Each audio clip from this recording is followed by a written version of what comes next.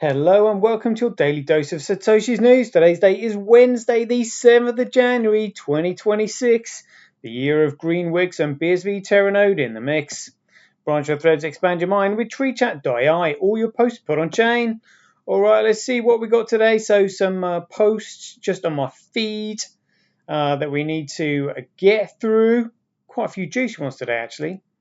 Hopefully we'll rocket through those because that's what I would very much like to do. Then we'll go through the figures as per usual to see what's up with what is going down. And we'll finish with some 365 days of Bitcoin history. Right, let's get into it.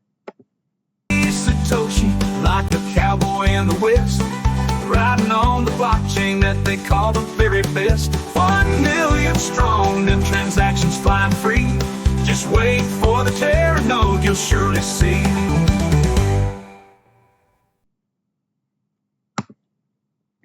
All right, here we go. So let's have a listen to this one first of all. This is from Illuminati bot. Listening to, I think it's Jane Goodall was her name, who was famous for raising Coco the gorilla and teaching its sign language, going on about how we need to reduce population. So listen to this old bat. We cannot hide away from human population growth. Oh, shut up.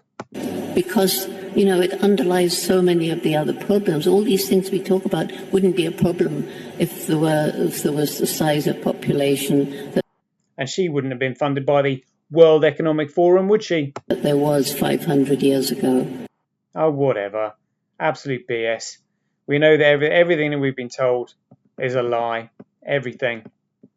Talking about a lie, Shadow of Ezra said, this is how Nicolas Maduro stood before the judge as he pleaded not guilty and insisted he remains the president of Venezuela. Let me know if you notice anything. Look at that. The hand gestures again, probably trying to indicate to the judge that he's part of it. He probably is part of it. I mean, he was laundering $500 billion, of US drug money, basically. Here's another one. So for any of those who aren't a conspiracy theorist, these are DEWs, direct energy weapons. Have a look.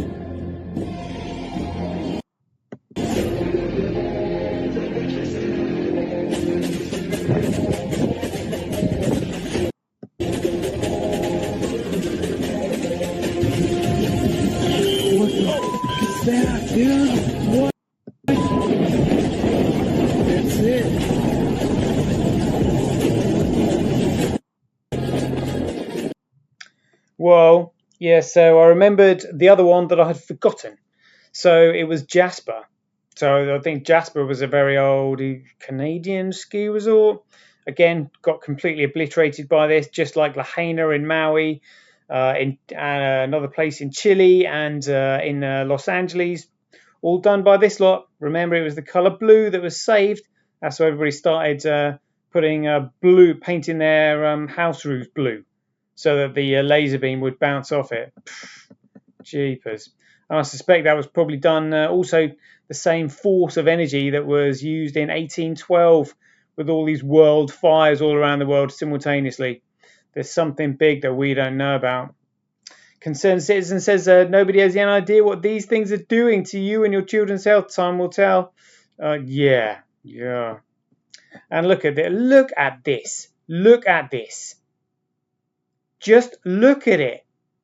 I mean, and again, you have the columns with these features at the top, the leaves, all out of granite. And the measurement is absolutely perfect. Literally, I mean, it's just so big. We don't need stuff that. We wouldn't build stuff like that anymore. So yeah, Tartarian Archive said, hey, how you doing? Just a reminder, they lied to you about everything. Everything is a lie. And again, I commented on this one. UFO mania. Look, this is a Nephilim ring. Here we go.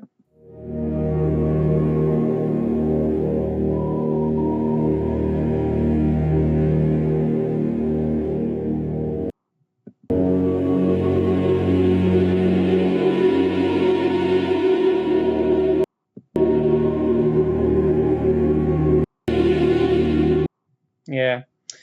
Remember a line in the Bible, the Nephilim were on the earth in those days and also afterwards when the sons of God went into the daughters of humans and had children by them. They were heroes of old, men of renown.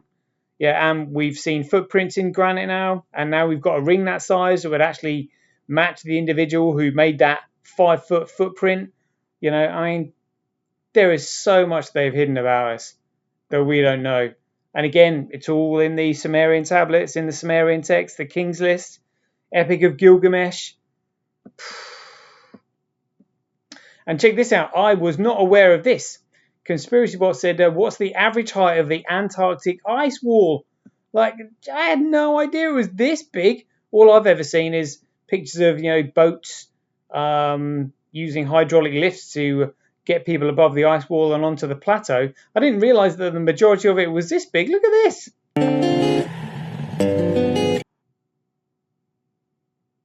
Look at the size of that. That's the average height of the wall. And that's the World Trade Center down there. Like, what on earth? It is huge. That is insane. So, yeah, there we go. So now you know. I was today years old when I learned that. And here we go. Just in relation to COVID, this guy makes a very valid point. Have a listen here. You guys know that they ran a test on you to figure out if you would be okay with them killing your fellow countrymen in front of you? Let's see if you passed. How'd you respond to this? We're proud that they're going to have to make some very tough choices about who gets an ICU bed. That choice doesn't seem so tough to me. Vaccinated person having a heart attack? Yes, come right on in. We'll take care of you. Unvaccinated guy who... Vaccinated person having a heart attack. How convenient. Oh. Figure out if you would be okay with them killing your fellow countrymen in front of you? Let's see if you passed. How'd you respond to this? We're proud that they're going to have to make some very tough choices about who gets an ICU bed. That choice doesn't seem so tough to me. Vaccinated person having a heart attack? Yes, come right on in. We'll take care of you. Unvaccinated guy who gobbled horse goo? Rest in peace, Wheezy. Did you pass? Did you laugh like those people about watching somebody die in front of you because they didn't comply with the government? About something that the government has now changed their stance on? Just let this marinate a sec. That is some evil shit you did. You thought. You felt. You agreed with. Yikes. You know, if they made you that afraid the first time, they can make you that afraid again. So maybe next time, don't let your fear be a reason to advocate for people to die. How about that? Is that a fair conclusion to come to? We good? Yeah, and as like the Bible said, do not be afraid. It's fear. The fear of death is worse than death itself. Fear makes you do stupid, irrational things, like believing when they say, "Oh yeah, we created this. There's no insert, but don't worry about it. It's safe and effective." And just to give you an added bit of motivation, if you don't take this, you'll lose your job. You won't be able to go out. You won't be able to go to the cinema. You won't be able to have a pet. Yeah, all this crap. My God. Right, let's crack on with this one. So Matthew R. Craddock, he's really gunning for these the Bitcoin core lot now because he's literally a small blocker.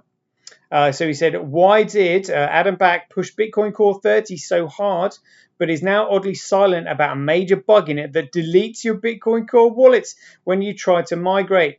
I hope that it's dementia and not malice. Oof, look at that. A major bug in it that deletes your Bitcoin Core wallets. They know exactly what they're doing. They are the deep state technical team. Yes, indeed. And BSV Social Impact, or BSV Sim, says it's only a matter of time before Ethereum wallet folds soon. And check this out, it's an old post from CSW when he wrote, I have patents on every system. I don't want to collapse the industry. Here is the stick, I can. Here is the carrot, I can scale everything. We start with Ethereum. When we assimilate them, you choose easy or hard. I prefer hard. Loving that. Loving that. And let's spend a bit of time on this video. This is actually a really good one. He pretty much nails it. Apart from he's missed the commoditization part. So I'll comment on this on the way through. Here we go. So he said, today we celebrate Satoshi Nakamoto. This was, when was that? Jan 3rd. Yeah, Jan 3rd. Today we celebrate Satoshi Nakamoto, but let's not forget the cryptographers and cypherpunks who took decades to build the bricks for Bitcoin. Bookmark this and enjoy a fast floating trip about the quest for perfect money. Well, it's a digital commodity actually, mate, but, we'll let you off, I suppose. Here we go. Right. It is actually quite good, so we'll forgive him for a few bits. Here we go. On January 3, 2009, a mysterious and pseudonymous stranger going by Satoshi Nakamoto released Bitcoin, and a new system for money was born. And that's the big idea, not just a new money, but a new system for money. But here's the secret that almost no one tells you about. Satoshi didn't invent most of what Bitcoin is. He took the bricks that other geniuses before him had already carved, and that's true. He built the oven to bake unbreakable money. Today I want to lay out these bricks for you one by one. Nice one. Let's start just outside Stanford in Palo Alto. It's 1976, and two electrical engineering researchers, Whitfield Diffie and Martin Hellman, ask a simple question. How do you send a secret without trusting the post office? Good question. Or the government. So they invent a magic mailbox where anyone can put a letter inside the public slot, but only a person with the private key can open it. This is public key cryptography. Yep, spot on. Which today is responsible for the Bitcoin wallet. It allowed users to verify that someone had a private key without having to expose the private key. This was so groundbreaking at the time that the NSA showed up and told them, do not publish your findings. Oof, can you imagine? NSA saying don't publish your findings. Holy shit. This is for criminals and you are exporting a weapon. But Whitfield and Diffie published anyway, and they said that for decades they were scared, they were paranoid, but they felt it was too important to not publish. Rightly so. And that's the first brick. But how do you prove you were the person that meant to send something to that mailbox? 2 years later, in 1978, three MIT guys, Revest, Shamir, and Adelman, create RSA after their names. They allowed the sender to say, yes, this is really me. And they did this by creating digital signatures. Nice one. There we go, digital signatures. They created proof of a transaction. So the second brick for Bitcoin, that proof of a transaction is the signature. Amazing. Is laid. Now the problem was that these transactions left a trail. There was no privacy. Everybody could see what you were doing. So jump over to UC Berkeley in 1982, and a man named David Chaum asked, what if money was like cash? Cash is very private. No one knows where it came from. It's untraceable. So he took the digital signatures from the prior brick and made them blind. That was a massive mistake. So the signatures need to be on the network so everybody can validate a transaction. But what they don't need to see is what is actually inside the transaction. They can see a Bitcoin, they can see the Bitcoin and the amount of data that is in that transaction. They need to be able to validate the signature, so there's common accountability, but they just don't need to see the content. So by obfuscating the signatures, he's actually what that's done is it's actually means that somebody has a central control of the network, because somebody can do something that nobody else would know about because they can't validate the signature. So that was a mistake. Created blind signatures. And again, this is what Bcrash and obviously now BTC advocate for. So that is wrong. And this way, someone could send something and prove it's them, but remain hidden. Then in 1989, Chom built the world's first digital currency. See, it's not about remaining hidden, it's about remaining private. You can be private on a private network, but still accountable to someone. So long as so long as no one can do anything on the network that nobody would know about, then it's an anonymous network and it's essentially controlled. However, if no one can do anything on the network that nobody else would know about, then that's a private network. And it means that the users of the network are accountable to one another, creating common accountability, making the network a commodity. That's the big difference. Company, DigiCash. And so David Chom gave us anonymous digital cash. But the problem was that he still needed the banks as a trusted source to issue the money in the first place. After many people who were rooting for David Chom saw his company fail, they said, you know what? No more companies, no more masters. We'll code our own money, openly, freely, and available for everyone. Completely permissionless. This movement that took place in San Francisco was largely led by cypherpunks Timothy May, Eric Hughes, and John Gilmore. And they decided to put privacy and freedom first. They launched the now infamous cypherpunks mailing list in 1992. This influenced all of the discussions that eventually led to Bitcoin. This movement was brick number 4. Meanwhile, in 1991, two guys who were not part of the cypherpunk movement, Stuart Haber and Scott Stornetta, tried to solve another problem. They said, how do you prove a digital document existed at a certain date and that it was never changed? Their answer was to link a document to the document that came before that. There we go, that's blockchain. And to link that document to the one that came before it, thus fusing these documents together in one chain. And thus, if any document or any part of the document was changed, it would break that chain. This cryptographic connection is, of course, known as the blockchain. Very good.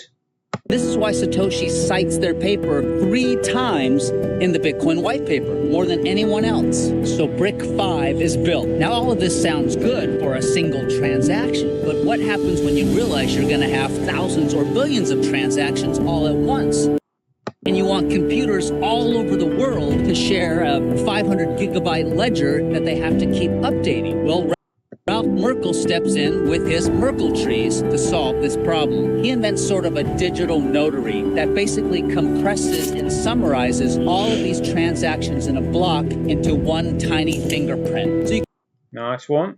can confirm that nothing has been changed in a block of transactions with just this fingerprint without having to have the weight of all of those transactions. Very good. In a block. This is the Merkle tree. And Satoshi ultimately built the entire Bitcoin block structure around these Merkle trees. Very true. So brick 6 is built. Now let's jump over to proof of work for brick 7. And if you're already a Bitcoiner, you think I'm going to say Adam Back. Yes, but not without first mentioning Cynthia Dwork and Moni Noor. In 1993, these two write a paper for IBM to help deter people from sending junk or DOS attacks against IBM.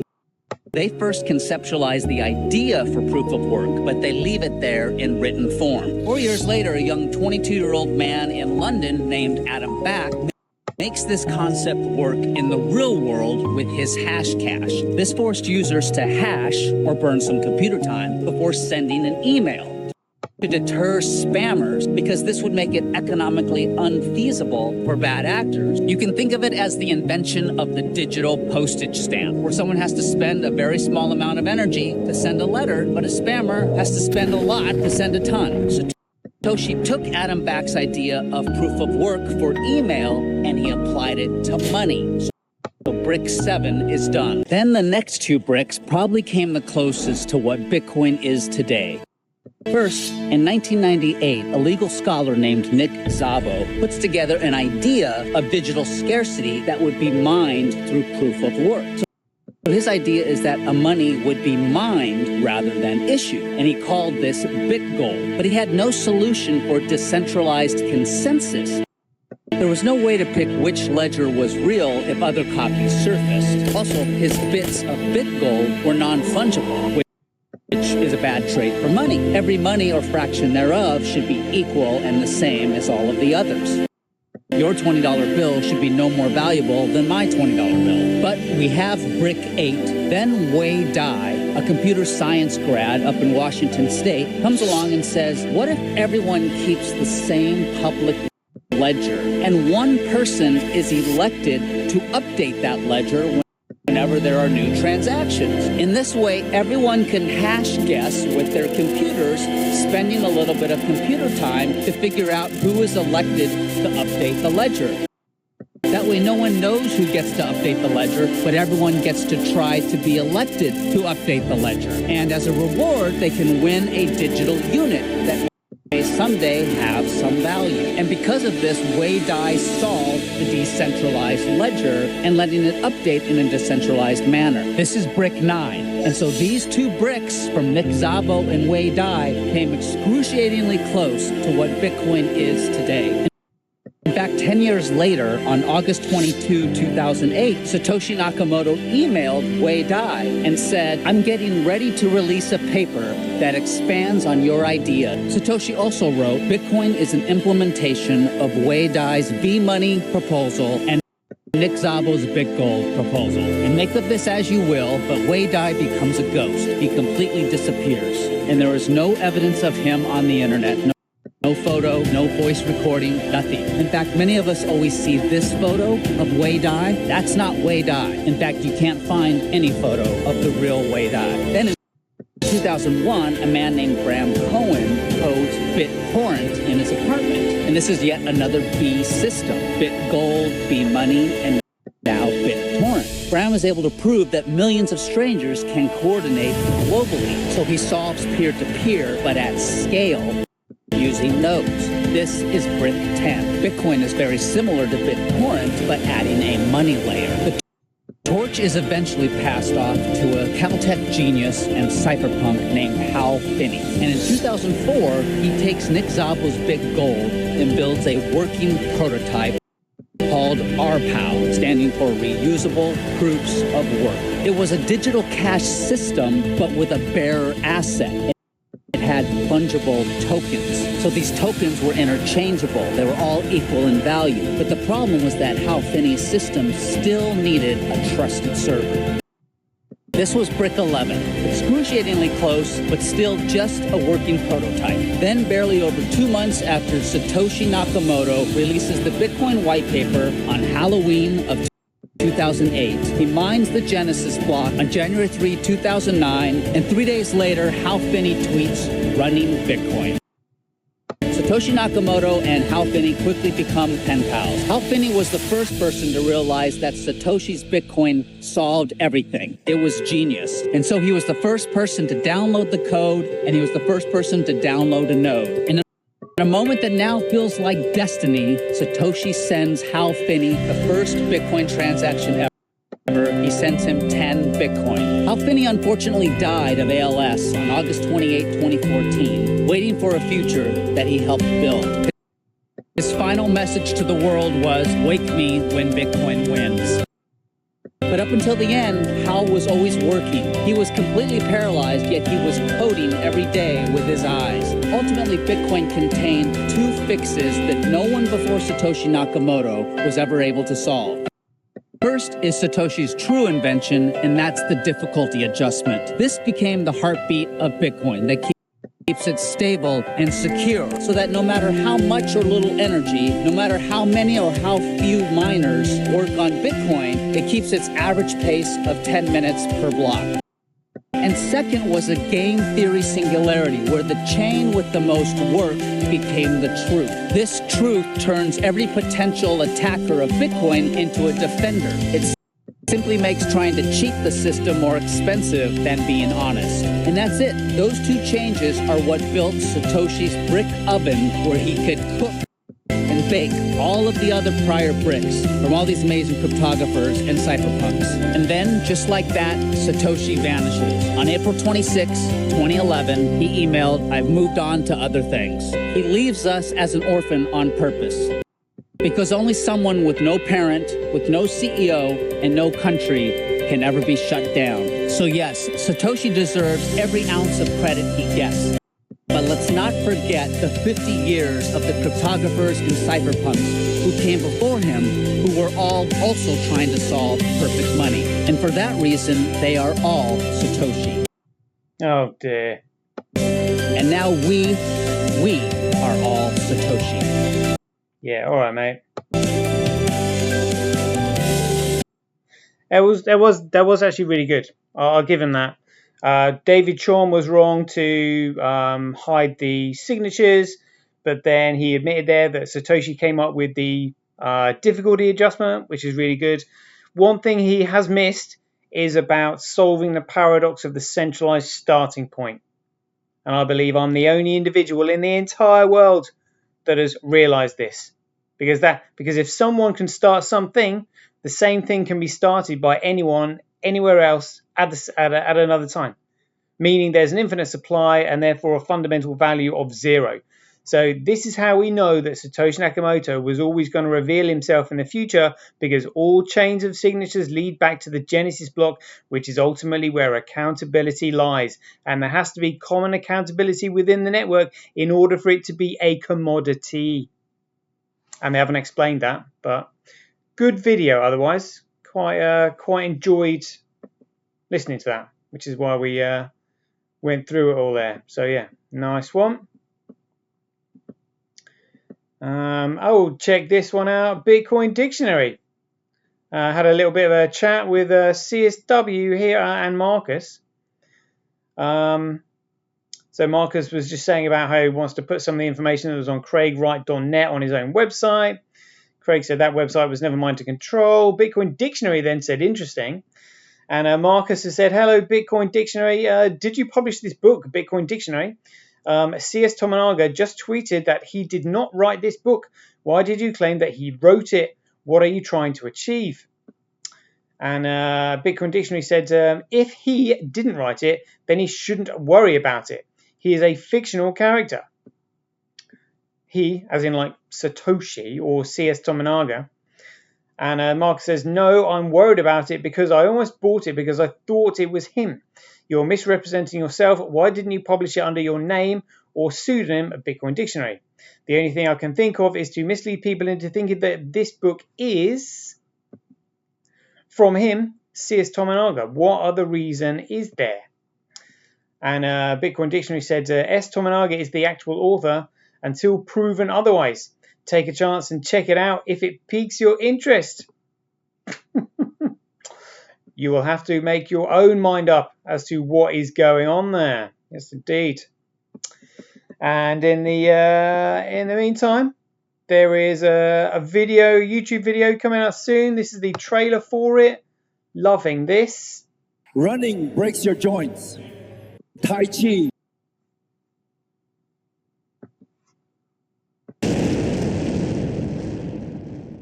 He's making massive waves in exposing the financial fraud. Yes, so what you've just mentioned there are actually commodities. We are not encouraging you in any way to invest any money in anything. That means they're receiving nothing more than numbers on a screen. And that's what happened in 2017. And that was going to be exposed in 2020, which is why they then brought in COVID. I will give you a free supply of air for the rest of your life. Financial market in the world that is currently measured in fiat currency. I got some. Is that what I've got there? We take $1 quadrillion divided by the supply of 21 million, and you come up with a value of around $40 million per coin. Everything can be done on the Bitcoin network, but people just simply don't know this yet. Just purely from a greedy perspective, is this like an investment opportunity? Transaction, you can't prove shit. There we go. Something to keep an eye out for there, folks. Get your taste buds, get them all juiced up. And I just posted this one. This is an interesting one. So Salty Girl said, the more you know. Let's have a look at this. Certain power in the New York City in the early 1900s. Here we go. Oh, let's see if we can enlarge this.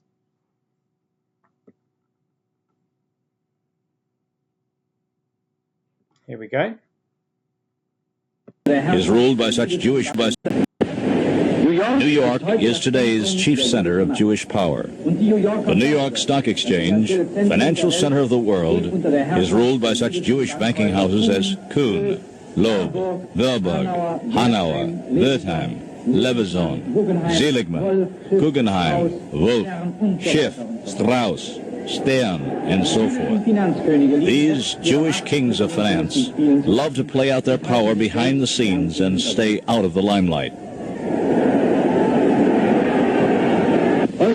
Outwardly, they fit right in with their hosts. They look almost like genuine Americans. Bernard Baruch, Jewish financial advisor and friend of the American president, in the guise of a smart citizen of the United States. Otto Kahn, Jewish banker of Wall Street, enjoying his role as Anglo-Saxon lord. Jewish banker Felix Warburg. Jewish banker Mortimer Schiff. Jewish lawyer and German hater Samuel Untermyer. Professor Felix Frankfurter, Jewish legal advisor to the American president. Herbert Lehman, Jewish governor of the state of New York. LaGuardia, half-Jewish mayor of New York City. Henry Morgenthau, Jewish secretary of the Treasury of the United States. The Jew Leon Blum, former prime minister of France, who knows how to act just like a genuine Frenchman. Millions of French workers once greeted him as their party leader. The Jew whore Belisha, former minister of war for England. English soldiers salute their commander.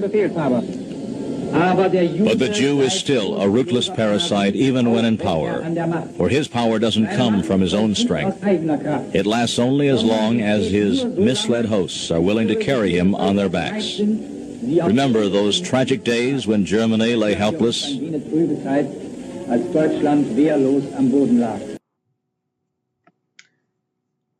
Oof. A lot of people have known the truth for a long time. New York. Right, let's get on with these figures. So we got Gradecoin, $91,000. Bcrash just $629. Fisher Price Cash Shares, Bitcoin $20. Hash rate bound to 0.02. Network nodes 0.00. Transactions 51%. And block size 80%. Oh, blocks coming through 41, 27, 23, 82, 15, 11, 12, 37, 27, 39, 45, 58. 12, 17, 11, yeah, pretty good transactions there. It's 33,000 times cheaper to transact on Bitcoin than Gradecoin. Mining Bitcoin at a 2.3% comparable loss. Not really too much to be bothered about there. Global hash rate 7 days, 24 hours. Gradecoin hash rate. Others 5% on there. Oof. Foundry USA 38%. Bcrash other mine is 11%. Fisher Price Cash, other miners 19%, and again, CoinDart's not reporting the figures there for Bitcoin. Confirmed transactions over the last 24 hours, 429,000. See where we are on the charts here. Yep, we're a solid third place. All right, back into third place. Just XRP and Ethereum left. Come on, come on. And Bitcoin versus Gradecoin, just trending downwards over the last few days. Gradecoin also trending downwards. So let's look at Bitcoin here. Yeah, that's trending downwards as well. Price popped up slightly there. Orange Gateway, Bitcoin versus USD. So went up. Oof, look at that. Look at that low of 19. High of 21. Let's have a look at that versus Gradecoin. Yeah, just trending downwards there, but still higher than it was with that first green wick of 2026. Loving that. Oh, this is on the minute mark.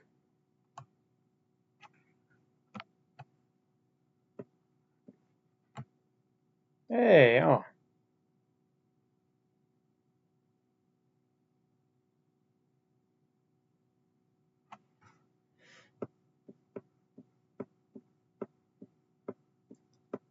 Yeah. Graph's too big for minutes. All right. Let's have a look at the overall market then. Market cap $3 trillion. Great coin $90,000. Market cap $1.8 trillion. Trend 24-hour trade volume just 2.1. Trending down over the last 24 hours. Let's keep an eye on the graphs on the right hand side here.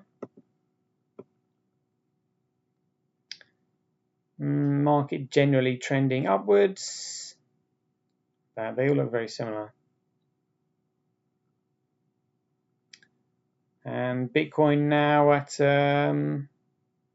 83, and Fartcoin moving up the charts to 80. Honestly, what?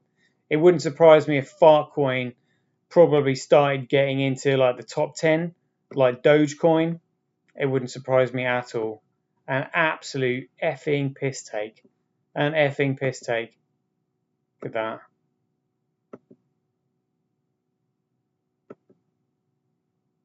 Oh my goodness.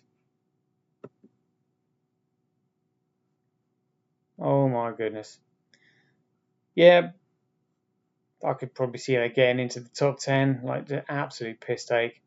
Just depends when Bitcoin's going to take off. Doesn't really tell you where you can purchase Fartcoin from.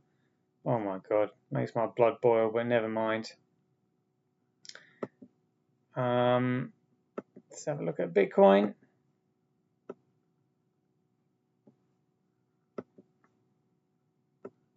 Yeah.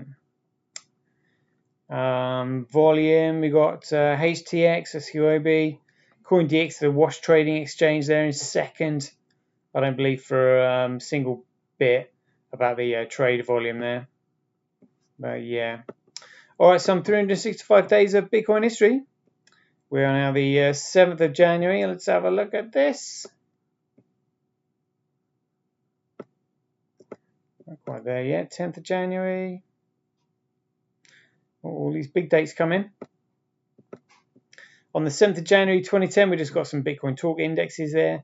On the 7th of January 2018, the first globally significant bear market started, and the entire crypto market across the board started to fall in price, reaching a total market cap low on the 17th of December 2018 of just 110 billion, down from its high of 721 billion. And now it's $3 trillion. $3 trillion of absolute fraud. Anyway, there we go. That is a 37-minute show. We'll leave you there. I hope you enjoyed it. As ever, be aware, take care, stay safe out there, and we'll see you in the next one. The king still has one more move.